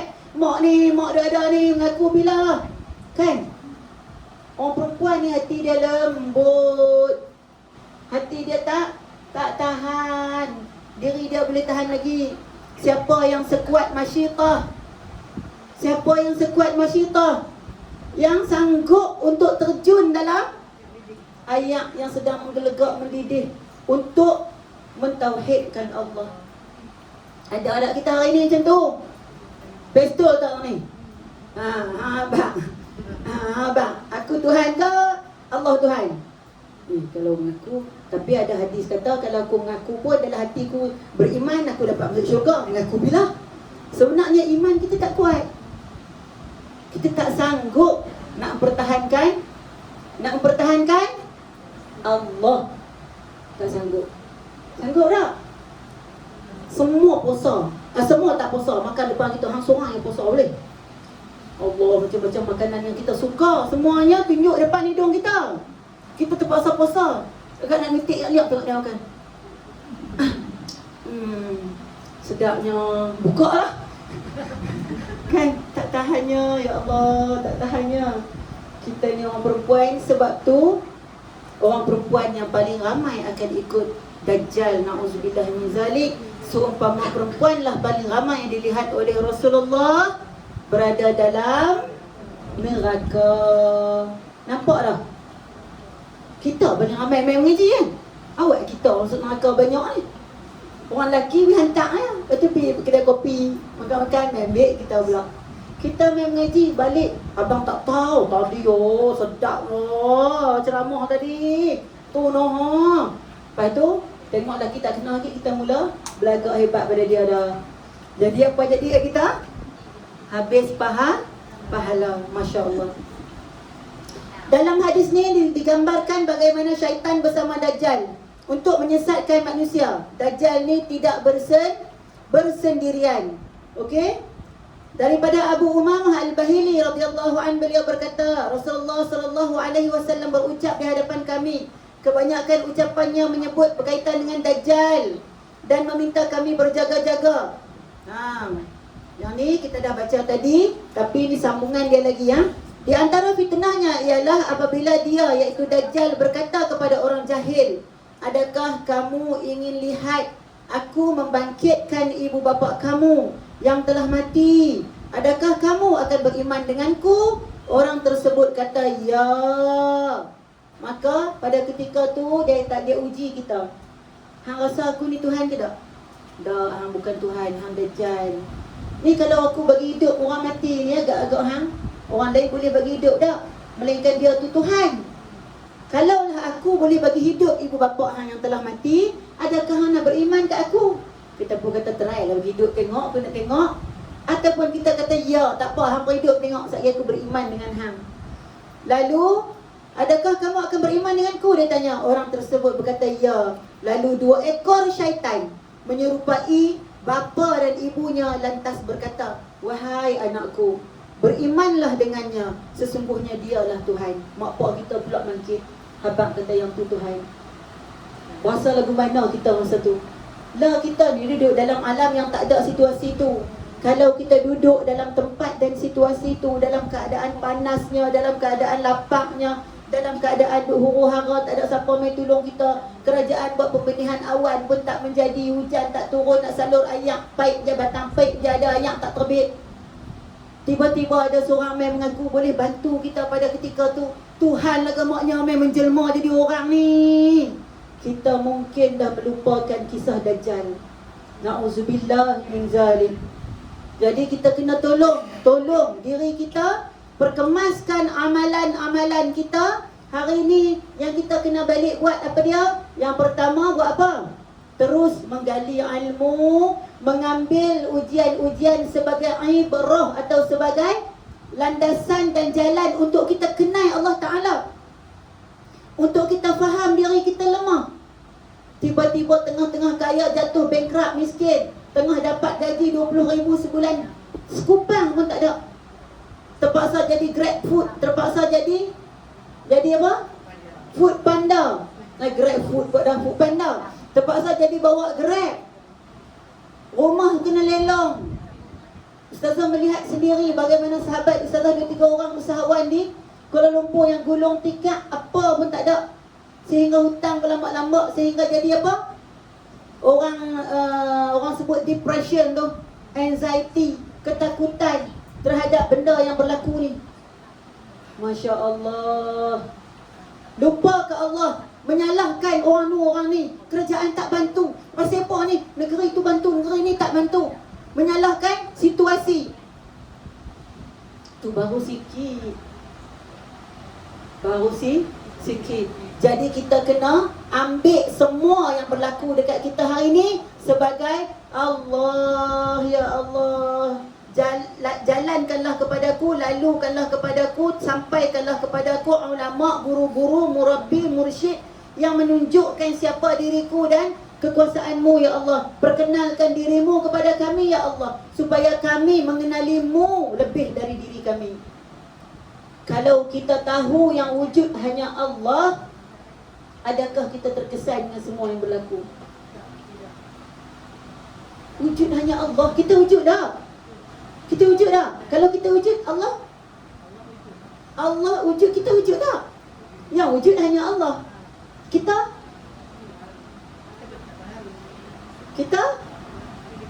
wujud kita asbab, af'al, kehendak Allah. Dan kita ni boleh dikatakan bukan wujud hakiki.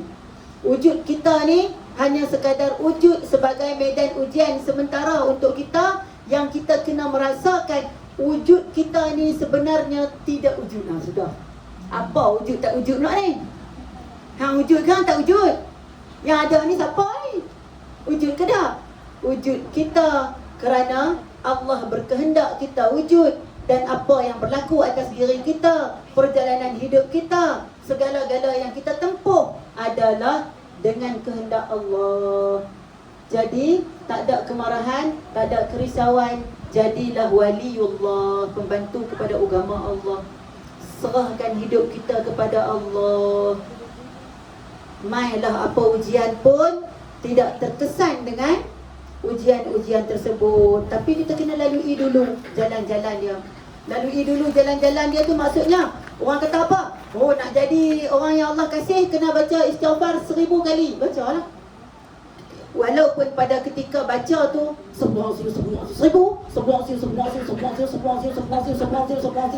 dengan apa tak tahu akhirnya. Astaghfirullahalazim tu apa? Aku mohon ampun kepada Allah yang Maha Besar ni. Nak mohon ampun apa? Tak apa. Pada awalnya ligan dulu 1000, akhirnya kita mula menghayati. Fasa pertama macam kita masuk tadika A, B, C, baru belajar ABC. Kedua kita gabungkan B, A, bar. Kita baru gabungkan. Mula-mula nak masuk kepada tahap nak jadi orang yang dekat dengan Allah, mestilah istighfar dulu, mohon ampun. Baru kita faham istighfar tu macam mana. Ya Allah, aku berdosa ya Allah. Kemarin ya Allah aku lengahkan solat ya Allah. Aku berdosa ya Allah. Dalam solat aku tak ingat Engkau sepenuhnya ya Allah. Aku berdosa ya Allah. Kemarin aku lawan cakap suami aku, ya Allah. Aku berdosa, ya Allah. Kemarin aku tengking anak aku, ya Allah. Aku berdosa, ya Allah. Kemarin dulu ni aku nak pergi ambil pucuk ubi, tapi orang tuan tak ada di rumah, aku ambil je lah, ya Allah. Lupa nak minta. Lepas tu tak pergi abang-abang dah. Balik rebui-rebui makan, rosak rayuk. 2 tahun lepas tu baru tanya. Panggil kita memang macam tu. Rumah orang biasa, jiran. Dia pun kata, ambil je lah bila nak ambil. Kita pegang dia kata tu kan. Ataupun biasa kita pergi minta, memang dia bagi. Ini dia tak ada, bagi salam tak ada. Ambil je lah, bunyi pun. Sambil istighfar, sambil menghayati satu persatu dosa kita, itu tahap yang seterusnya. Tahap pertama, mulut nak istighfar dulu. Bila kita membiasakan lidah kita dengan istighfar, hati mula melekat dengan Allah. Pada ketika tu, kita akan dapat guru ataupun orang, saudara, sahabat yang mai beritahu, kau istighfar 1000 kali kan. Lepas ni kau istighfar dengan berserta mengaku salah dan dosa kita. Ya Allah, masa aku muda dulu, ya Allah, keluar sidai kain ketang ke dada, ya Allah, tak berapa banyak orang yang tengok. Ya Allah, sokin pun jarang-jarang pakai, ya Allah, berapa ramai orang yang tengok, ya Allah. Ya Allah, rambut pun kadang terbit, tarik cermin mata, ya Allah, minta maaf, ya Allah. Dosa-dosa kecil kita sedar tak?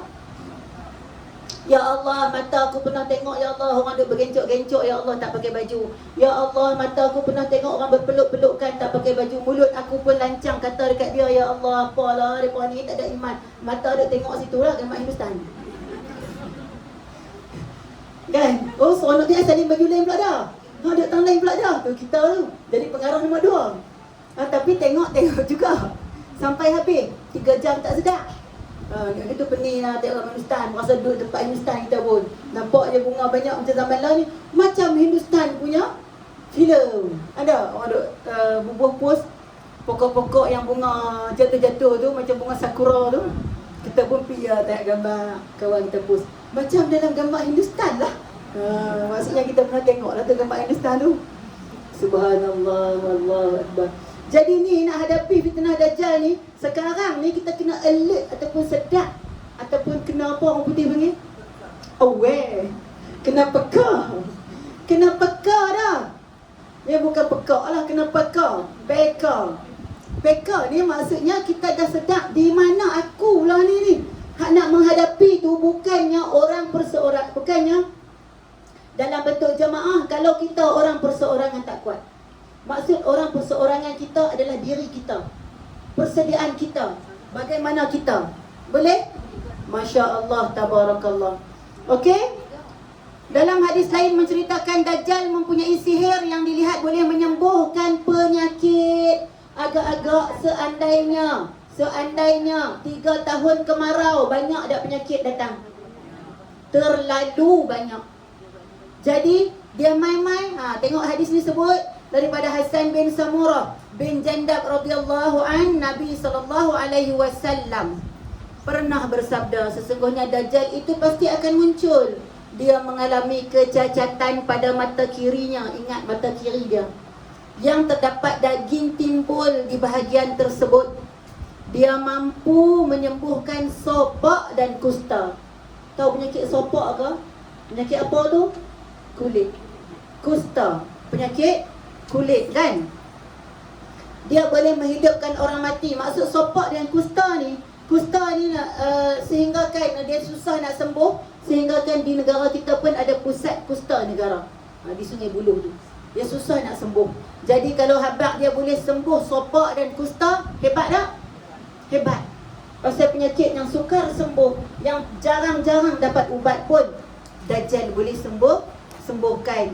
Dia boleh menghidupkan orang yang mati. Dan dia berkata, akulah Tuhan kamu. Maka siapa yang kata kamu adalah Tuhanku, bermakna dia telah menyebarkan fitnah. Sesiapa yang berkata Tuhanku adalah Allah dan yang hidup dan tidak akan mati, maka dia akan dipelihara daripada fitnahnya Dajjal. Pasal apa sudah bawa otak ni? Tajuk ni jarang-jarang tu bagi. Tak ingat benda-benda ni. Kalau tajuk yang biasa-biasa duk bagi tu tak apa. Tajuk-tajuk yang macam ni kena rujuk, takut kita tersalah. Bagi Musnad Imam Ahmad, Masya Allah, tabarakallah. Jadi Dajjal ni keluar dalam keadaan kita huru-hara, kita dalam keadaan yang sangat-sangat memerlukan bantuan. Ketika itu dia mai dalam bentuk Tuhan. Boleh sembuhkan penyakit, boleh bagi hidup orang mati, boleh turunkan hujan, boleh bagi tumbuh-tumbuhan. Masya Allah, tabarakallah. Kalau kita nak lihat dalam sudut tak elok, kita boleh nampak dia main dalam keadaan pelik. Kalau kita nampak dalam sudut elok, kita wallahu alam, kita tak tahu dia main dalam keadaan macam mana. Adakah dia hanya petik tak Suis kuning tumbuh pokok? Kita tak tahu. Sebablah ni dalam era tengah teknologi, kita nak apa semua Mr. Google, cari dalam ni. Dan inilah juga antara fitnah Dajjal yang terbesar. Lupa dah nak sebut. Berapa ramai orang yang bercerai kerana handphone. Berapa ramai suami umur 40 duk main game lagi. Berapa ramai isteri, suami saja marahlah dia bah. Oh, bini tak main gambarnya. Isteri yang duk main, isteri pun main. Kan? Jadi hanyut masa, habis masa dalam keadaan tu. Dan berapa banyak orang yang berjumpa balik kekasih lama.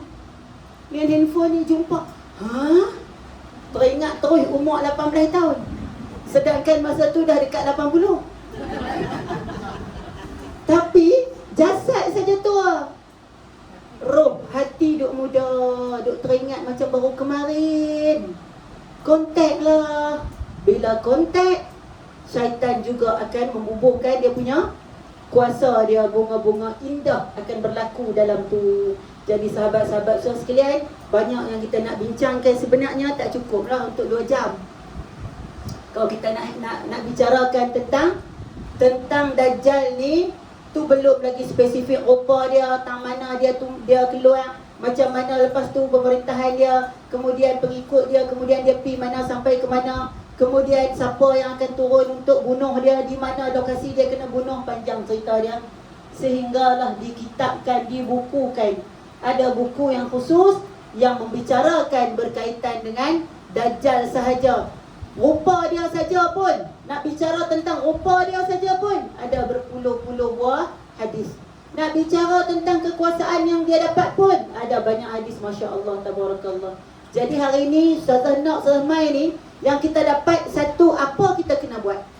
Amalan kita. Mungkin kita tak melalui dah zaman Dajjal tu. Mungkin tak tahulah, kalau ada yang muda lagi 20 tahun Dajjal keluar, dia sempat ke, kita pun tak tahu. Mungkin kalau tengok situasi lah ni, mungkin belum lagi. Mungkin. Tapi kalau esok keluar pun, wallahu a'lam. Kan? Jadinya, apa kita kena buat? Yang pertama, lazimi bacaan suratul Kahfi. Kalau tak boleh hari-hari, setiap Jumaat. Sama ada selepas masuk waktu maghrib, petang Khamis, malam tu jadi malam Jumaat, nak baca Yasin silakan. Kemudian teruskan dengan suratul Kahfi. Tak larat baca 110 ayat, baca 10 pertama, 10 terakhir, ataupun lebihkan sedikit, tak apa hari Jumaat tu. Kalau mampu baca ke semua lagi bagus. Kemudian tadabbur dengan maknanya beserta memahami ayat-ayat yang tertera dalam tu, beserta dengan pemahaman kenapa ayat begitu dan begitu. 4 ayat pertama tu pun dah cukup hebat. Kalau kita nak tadabbur sehari semalam tak habis. 4 ayat yang pertama. Ya, 4 ayat pertama. Tapi biasakan dan tolong hafaz. Hafaz, bukan baca saja. Hafaz 10 ayat pertama, 10 ayat akhir, paling kurang hafaz. Tahu dah hafaz? Hafal. Kalau baca hari-hari, insya-Allah 40 hari boleh ingat, boleh hafal. Baca jangan tinggal. Yang kedua, doa tadi. Doa sebelum beri salam, selepas tahiyat awal. Ustazah tak erti Arab, ustazah cari dalam makna Melayu, tapi bukan baca zahir di mulut, baca dalam hati. Kalau kita baca Melayu, batal solat kita. Kita kena baca dalam hati. Duduk sebentar selepas innaka Hamidum Majid, ingat balik maksud dia, minta sungguh-sungguh Allah lindung kita daripada fitnah kubur, daripada azab kubur, daripada azab Jahannam, daripada fitnah hidup dan kematian, dan daripada fitnah Dajjal. 4 benda yang kita kena minta selepas habis tasyahud akhir. 4 benda. Pertama, jauh daripada azab kubur. Kedua, jauh daripada azab neraka jahanam. Ketiga, dijauhkan daripada fitnah mahya wal mamat, hidup dan mati. Yang keempat, jauh daripada kejahatan fitnah dajjal. 4 perkara yang kita kena selalu doakan di setiap solat kita sehari semalam. 5 waktu, 5 kali baca. Boleh? Dan selepas bagi salam, kalau boleh duduk dalam keadaan tasyahud akhir tu, duduk dalam keadaan apa dia panggil? Tawarruk ke iftirash? Tawarruk, duduk atas lantai dengan kaki dipacakkan. Duduk dalam keadaan tu, stay dalam keadaan tu sehinggalah kita wirid sampai kepada Allahumma antas salam wa minkas salam wa ilaika ya'udus salam. Duduk dalam keadaan tawarruk ataupun dalam keadaan tasyahud akhir tadi sampai Allahumma antas salam, baru rongkai kedudukan kita. Baru rongkai kedudukan kita. Maksudnya stay dalam keadaan tu dulu. Selepas bagi salam, astaghfirullahalazim, Allahumma ajirna minan nar. Lepas tu baru Allahumma antas salam, baru kita nak bangkit pergi bilik ayak ke, nak pergi kencing berak ke, ataupun macam mana boleh buat lah. Tapi sebelum tu baca dulu Allahumma antas salam, baru rongkai. Boleh? InsyaAllah. Lepas tu nasihat dan sampaikanlah kepada anak cucu cicit kita tentang fitnah dajjal, tentang perangai dajjal, tentang apa yang dajjal akan bagi dekat kita, apa yang akan dajjal buat kat kita. Dajjal ni satu makhluk yang jahat, yang akan ra'i orang yang ikut dia dan akan musnahkan orang yang tak nak ikut dia. Kita jangan jadi macam tu. Kita kena ambil part. Kalau diberi tugas sebagai pemimpin, sama rata dan adil. Ikut akhlak Rasulullah sallallahu alaihi wasallam. Okey, yang pertama tadi lazimi baca apa? Suratul Kahfi. Kemudian banyakkan doa. Yang doa tu jangan lupa banyakkan istighfar dan bersalawat ke atas Nabi. Kerana apa? Syafaat Rasulullah sahaja boleh bantu kita di akhirat.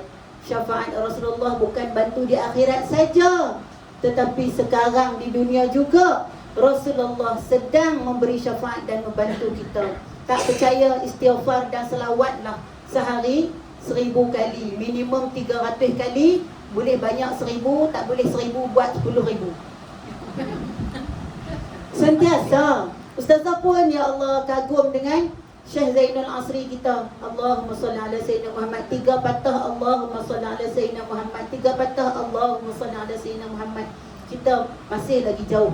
Tak boleh nak lazimi lagi. Masya Allah, tabarakallah. Tu tanda cinta, tanda ingat. Tanda cinta mudah je. Selalu sebut.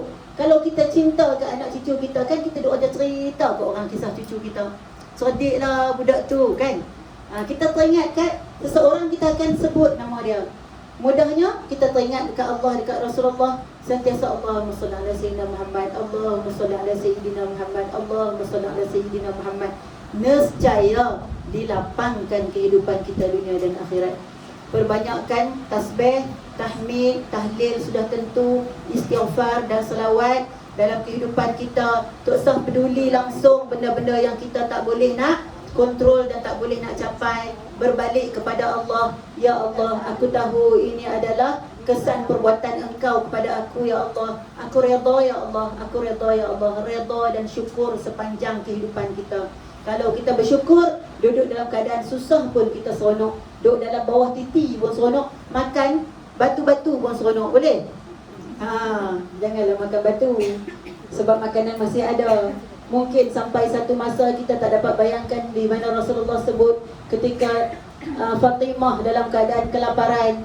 Anak-anak dia kelaparan, dia rebus batu untuk mendengarkan bunyi gedebuk tu seolah-olah sedang memasak makanan. Lalu Rasulullah sampai dan Rasulullah suruh pikau makanan tersebut menjadi bubur.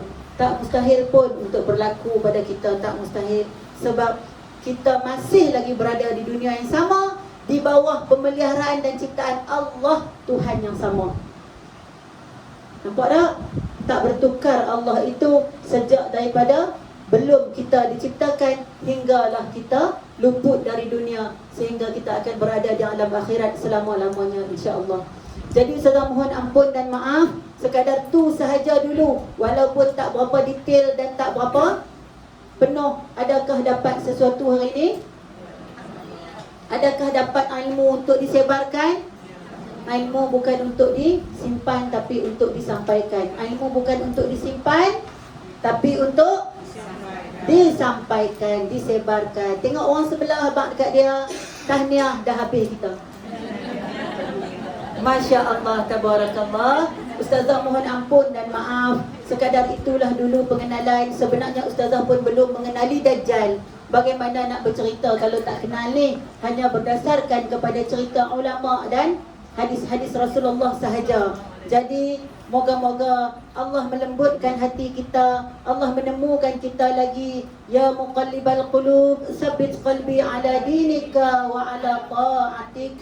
Bismillahirrahmanirrahim. Kita sudahi dengan tasbih kafarah dan surah Wal-As, serta kita mohon Allah ampunkan segala dosa-dosa kita, dosa ibu ayah kita, dosa seluruh muslimin muslimat, mukminin mukminat, al-ahya'i minhum wal amwat, yang masih hidup dan yang telah meninggal dunia. Insya-Allah kita bertemu lagi di taman-taman syurga, dan jika tak jumpa ustazah dan sahabat lain di syurga, dicarilah kita, tolonglah, pergilah kau, tariklah tangan kami masuk syurga bersama-sama. Janganlah nanti cari di syurga tak ada biak itu. Yang mana ustazah?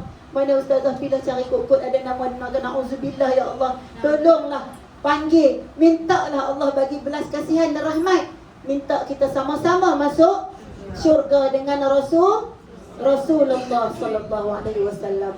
Sekian daripada ustazah, ampun dan maaf. Wabillahi taufiq wal hidayah. Wassalamualaikum warahmatullahi wabarakatuh.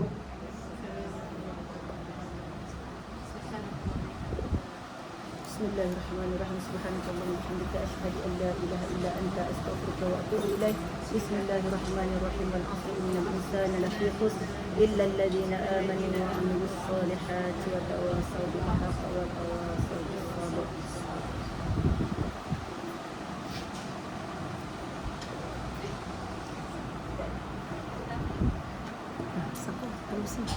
Tutup ni, tak bisa. Tutup dah. Tutup dah. Baik.